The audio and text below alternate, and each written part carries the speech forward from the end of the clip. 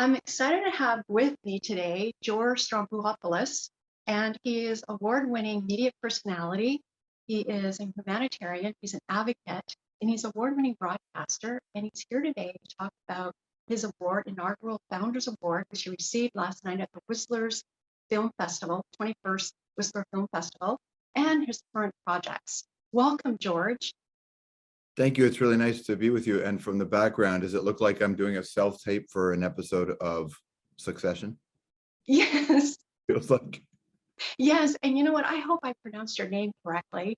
Yeah, I've heard so many different versions that who's to say what's real? It's a living language. No, you did. It was great. So I'm really excited for you because you have done so much. You're also a Goodwill Ambassador, Canada's first Goodwill Ambassador, to add to that. And what drives you? I mean, you're just so multi-talented. And last night you received this award. Can you tell us about it and what does it mean to you? You're very kind to say that. Thank you. To me, it's I just follow whatever feels right. I sort of trust my instincts in my life. Look, many times my instincts have certainly led me down the wrong path, but I know that I have been very lucky, very privileged to be able to spend 30 years in a career of my choosing, a career that I wanted, something that I love. I get to spend most of my life in this career has been in the company of people who have lived interesting lives, who then get to share their stories with us. And so I've just learned a lot by being around all these people, and you see themes and you see pathways, you see who's happy, who's not happy, and you realize that what this is about. And it's like that old quote that many people have said, but service never slumps. So if you feel like you're doing the right thing and you're doing the right thing and you're not making it just about yourself, you'll always be okay. And in my career, I've just made sure that I've kept that top of mind, because honestly, how lucky are we to be able to do this for a living? And I don't take a second of that for granted. Mm-hmm. But I'm not driven, weirdly enough, though, I'm not driven by anything. I'm not a particularly ambitious person. I'm also not even a particular, like, I have lots of work ethic, but I think that's just, cellular for me, because I grew up in this really immigrant family where everybody just went to work. But I think that's the only reason I work this way. I'm not sure it's smart. I don't think this is the right way to work this much, but it's just something that I do and it makes me happy. And I think this is the key. I feel vital. A life of vitality is really interesting. And I try to lean into that a little bit, but there's no great ambition or drive. I think I just have a lot of force, Well, you mean like, how do you relax? Like how do you maintain your stamina? Like just nature, you like being in nature? Like how do you, I honestly think that I'm not designed for that. Like, I know I love nature, of course, and I live in it. But what I mean is, I don't really strive for balance. Let me just be very clear. I don't think anybody should do it the way I'm doing it. I don't think that what I do is the right way. But I honestly, I can live on the edge of the sword at a high speed for a long time, and I feel fine, right? I think maybe I do well in chaos, so I don't need that kind of balance. I'm just not wired for it. So I think what I've done is just kind of tried to nurture the part of my brain chemistry that feeds that stamina, But look, what I definitely do is I'll definitely carve out time at night where I barely respond to emails or texts. Like, I'm very much, I've decided that I'm just going to live my life the way I feel like living it. And I'll try to get back to people and I'll try to do all that stuff. But this is my life on my terms, like your life should be on your terms. And I definitely adopt that mindset. So I think once I did that, I just didn't worry about it. I never feel stressed or any of that. I definitely feel overloaded with work, but it's almost always my doing. So there's no one to be mad at but myself. So what's the point of that? Yeah, well, George, you also are a host, and you for the signature series, right? Eric McCormack. Tell us about that.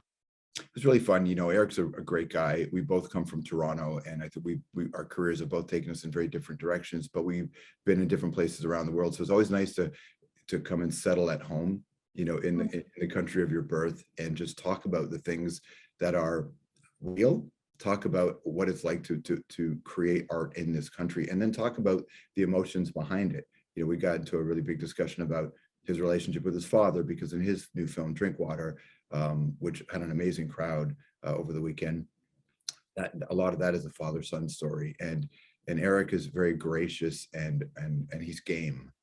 You know, like there are a lot of people who will sit back and think that an interview is just about how they present themselves. And that's true, I guess, if that's what you want out of your life, but I think it's hyper boring and it doesn't help anybody. If you really want to be of value as a person of interest in the non-police sense, you have to lean and you have to give of yourself so people listening can relate to it and maybe gain some insight for their own path. And Eric was very gracious and open about that. And I felt like he was there for the people that came to see him. And it wasn't just about him, but it was about the room. And I think it's really special to be able to be across from somebody like Eric. A lot of festivals you go to, and they all serve their purpose, right? But a lot of festivals you go to, you sometimes wonder, where are the films? Where is this about the film community and the film industry? And this film festival is really about that, the creators and the films and the people who want to see them. That's wonderful. Love being a part of it. Yes. So what are some current projects that you're working on? You have a show, a music show on Apple, right? Can you tell us about that? Yeah, certainly. I really enjoy that show. It's a daily music and interview show, so I get to spin tunes and talk to creators. It airs in 165 countries around the world. It's a lot of fun to do. It's a lovely group of people to work with, and everybody's really passionate about music. And such a big component of my life is sharing music with others. In fact, I think it's the thing that brings me the most joy, is to be able to tell somebody, yo, you got to hear this song. I do it professionally, but I do it in my own life. We're sharing songs to everybody. So sharing music, I think is really why I'm here. And to be able to do that on a level like this has been really, really fun. Yeah, so music heals, right? The NITE Gala, which has film and music. I mean, we need music, especially, even more so for the pandemic and the film, and it's just a wonderful place to be. And Whistler, I wish I was there, but I'm here. I've been to this festival a lot. You should definitely be up. It's really lovely. Yes, yes. And so tell us about what's next for you, George. It's kind of the same. I do this show all the time, and which I love to do. And I have a couple of feature films that are indies one is finished and in festivals. The other is in editing. I have a short film that I just directed. So there's that going on. And I've been composing the music for that, the score for it. So I've been playing a lot of music myself. So honestly, I just feel like what would be fun and interesting to do today? And then I just go do it. And then I try to find a way to make it a sustainable career, which doesn't always work, but I try to do it. And that's really what I'm doing. So it's basically been the music show. I do interviews, still trying to create awareness for the World Food Program. Unfortunately, there are always crisis situations in the world that need attention. And so we do our part with the World Food Program and with Artists for Peace and Justice.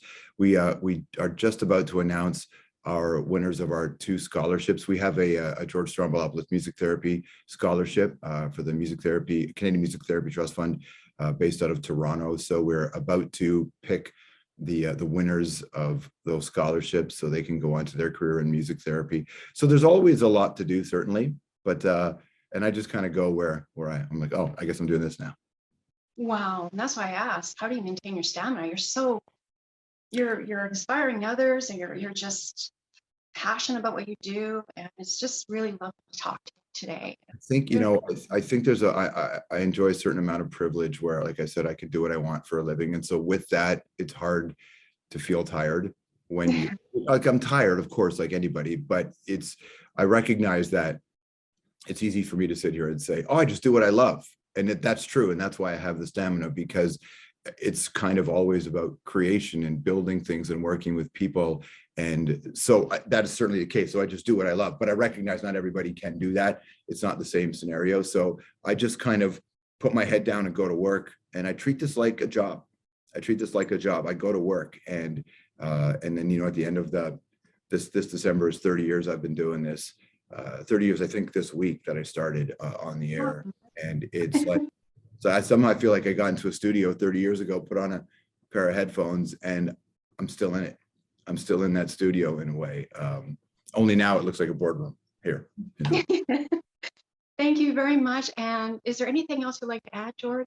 Well, just I really appreciate your time. Thank you so much for this and for Thank supporting you. the film festival. Yes, next year.